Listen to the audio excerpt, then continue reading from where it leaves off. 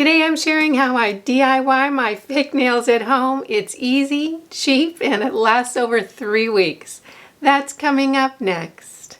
Welcome back, I'm Kimberly. This is Pretty Over 50, where we talk everything makeup, skincare, and style for the over 50 woman. Today's video is at your request. I recently shared in one of my monthly favorites videos my DIY at home nails, and so many of you asked me exactly how I do them. That's what we're going to be talking about today. If you're new here, welcome. I hope you'll consider subscribing and make sure you click that notification bell so you don't miss any of my upcoming videos. And if you're interested in more makeup, skincare, and style for the over 50 woman, stop by prettyover50.com. There's a lot more great information just waiting for you there. Yes, I DIY my fake nails at home, and I've been doing it for several months now. It really started as just sort of a fun lark. I thought it would be a fun thing to have on my nails for a couple of days or maybe a week, but lo and behold, the first time I did it, they ended up staying on for 3 weeks, and I had to actually take them off myself. It was at that point that I thought this is a really good alternative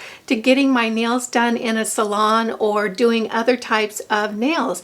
These are so easy, they're so inexpensive. Every manicure costs me less than $8, and they really do last. My nails will stay on anywhere from 2 to 3 weeks, and it's not because they pop off, because they just don't. I end up taking them off and putting on a fresh set. The first thing I want to share today is I'm not a manicurist. I'm not licensed to do anyone's nails. I'm not anything. I'm just another gal like you at home trying to figure out fun things to do to kind of fluff myself up and have a little bit of a beauty treat. I'm sharing what I do and how I do my own nails. Make sure that you do your own due diligence about what you do on your nails. Today I'll be talking about the materials I use, how I prep my nails. I'll do an actual demonstration of the nails I have on right now. I just did these this morning and I filmed them for you, so you'll be able to watch the whole thing step by step. And then I'll share with you a little bit of the tips that I've learned from doing this for a few months. I'll have to say these are the easiest, least expensive, fuss-free nails that I've ever done. And I've done the gel polish, the acrylics, the tips, the whole shebang. These in particular are so easy for me because they take me maybe 15 minutes to put on my nails. They'll last for a couple of weeks, and if I want to take them off, boom, I just pop them off. It's really not a big deal. Definitely, these are my current favorite ways to do my nail. All the products and materials that I'll be using will be listed and linked below, and they'll be over on the blog, so they'll be very easy for you to find. The nails I use are from Kiss, and this is a brand that's been around forever. Remember when they had those press-on nails in high school and you'd put them on and they last maybe like through PE and that was it?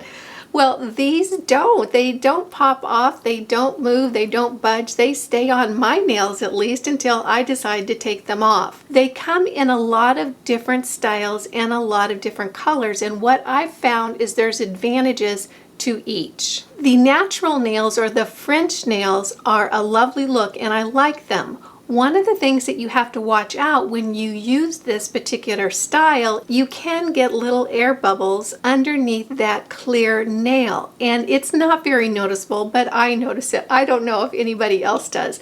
So that's the only negative to these nails. The positives are they look absolutely beautiful. That's what I have on my nails today.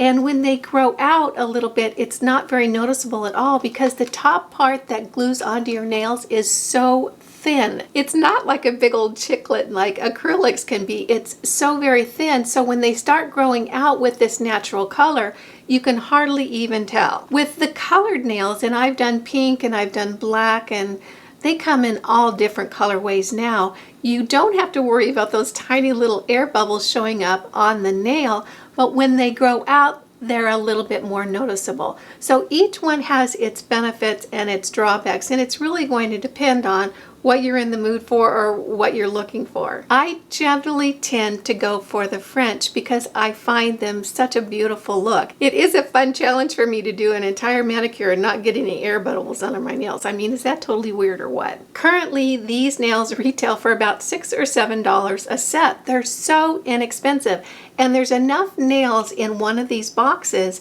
to do 2 manicures. So this comes with 28 nails. So we have 12 fingers. That comes to 24 for 2. There'll always be some extras left over of nails that don't actually fit your own nail beds, and don't throw those away, because what I do is I use those to help pop the nail off when I'm done with that particular manicure and want to take the nails off. So that's a little handy use for the leftover nails in these packages. The other materials you're going to want are a coarse nail file, and I use an orange stick to push back my cuticles. When I do my manicures, I make sure that my nails are clean and dry and cut short. Before I start placing the nails on, I'll take this orange stick and just gently push back my cuticle. You'll also want alcohol to clean your nails prior to putting on the fake nails. I use just little alcohol wipes that I happen to have around the house. If you have rubbing alcohol, that's fine too. I just think that this is a very important step to make sure that there's no bacteria on my nails before I put the fake nails on. The last thing you'll want is this particular nail glue. Now, these kits do come with their own nail glue, and it's good. This is better. This comes in a package of, I think, about 6 of them, and it's really inexpensive, maybe $4 or $5. And I'll go ahead and use one of these fresh for every manicure, and I find that using the fresh glue, even though I don't use the entire tube, just seems to help the nails stay on longer. The coarse nail files you can also find on Amazon, and I've even seen them in my local Rite Aid and CVS. They're not hard to find, and they're just the ones that feel really, really gritty. Those are all the materials you need, and truly it's just not that much of investment to have these kind of nails for a few weeks. So let's go ahead and jump into the demonstration, and I'll show you exactly how I put on these nails this morning. I always start with clean and dry nails, and I always like to make sure that my hands have not been in water for at least a half an hour to an hour before I start. I like to trim my nails nice and short and make sure that they're clean and that the cuticles are pushed back. So I'll just take a little cuticle stick and very, very gently push those cuticles back. The next step is really the secret step, in my opinion, to getting the nails to stay on for 2 to 3 weeks. And my nails do stay on for 2 to 3 weeks, and I end up taking them off on my own. They actually don't pop off. You'll want to use a coarse emery board, and this is one that I just purchased off of Amazon, and you can see that it's been used several times. I've only owned one, and I've been doing this for several months, so they last a long time. I'll take that coarse emery board. I'm going to file across the bed of my nail very gently. I don't want to damage the nail or make the nail thinner. I do want to create a surface that will give that glue an opportunity to really hang on to the fake nail. So I'll take this emery board and just really lightly in one direction file across the bed of that nail, and I want to make sure that I get all the surfaces, particularly on the top towards my cuticle. I'm doing it very gently and really just touching that very top layer of that nail. Once I have the surface of all my nails filed, I want to go over them with alcohol to make sure the nail beds are nice and clean prior to applying the fake nails. What I use is these little alcohol pads. You can use rubbing alcohol that you have in the house. I just find these to be very convenient. I gently rub the alcohol square over each nail, making sure that I touch all the surfaces. The next step is actually choosing the nail for each nail bed, and I'll usually do that prior to the steps I just showed you. So when I sit down, file my nails, I already have my nails all lined up, ready to go. I just go through and start fitting the nails onto each nail bed. I will check to see how that nail fits on my nail bed, whether it covers up the sides, and also how it looks at the top towards my cuticle. So I'll just go through along until I've found a full set for each hand that seems to work. One thing that I've noticed is that my nails for each finger are different on each hand, so I actually go through and fit each nail on each hand. Once I've selected the nail for each finger, I'll go ahead and line them up in the order of the fingers on my hand. Next, I open up the glue, and I use a fresh tube of this glue every time. I just feel like it helps the the nail to hold on better with the glue being very fresh. This is very inexpensive. It really doesn't add significantly at all to the cost of my manicure. I like to start placing the nails on my dominant hand, so once the nails are on this hand, I'll be able to do my non-dominant hand a little bit easier. I start with my pinky finger and work my way in. I'm going to take that nail and I'm going to put one dot of glue on the nail bed of that nail, and then just put a very light coat onto the nail bed itself.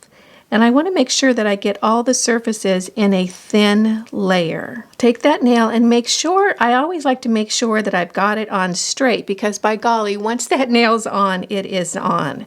So I'll place it onto the nail, press it all the way down, make sure it's straight, and then hold it for 30 seconds. That's important to make sure that that nail really has a strong grip.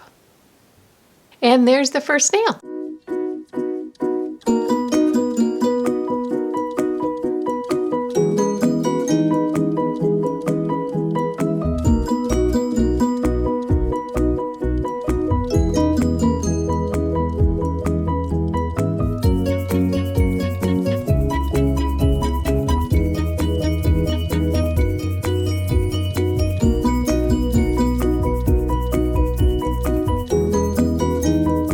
When I've finished my manicure and have all my nails in, I'll go back in with a clipper and nail file and go ahead and shorten the ones that I want a little bit shorter and kind of reshape the nails that I want to be a little different shape. I find that having shorter nails on my forefingers and my thumbs for texting seems to make my life a whole lot easier. I hope you enjoyed this little DIY fake nails at home. I enjoy them so much. They're just a fun girly thing. And now that none of us can go to the nail salon, it's a fun thing to be able to do at home. If you have any questions, make sure you comment below and I'll try to answer them as best I can. As I said, I'm not a professional. I'm just a gal like you that's doing fun stuff like this at home. If you're new here, welcome. Make sure you smash that subscribe button and hit the notification bell so you don't miss any of my upcoming videos.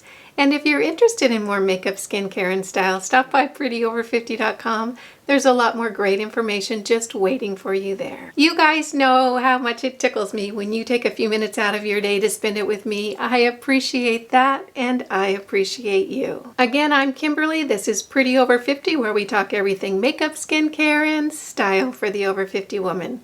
Make it a great day. Have a wonderful week, and I'll see you in the next video. Bye now.